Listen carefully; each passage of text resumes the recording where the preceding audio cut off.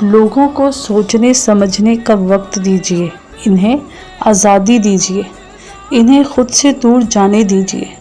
کسی سے یہ مت کہیے کہ خدارا میرے پاس رہو۔ آپ بھکاری نہیں ہیں، انہیں بھٹکنے دیجیے، گھوم پھر لینے دیجیے، زندگی کے میلے میں خود سے بچھڑ جانے دیجیے۔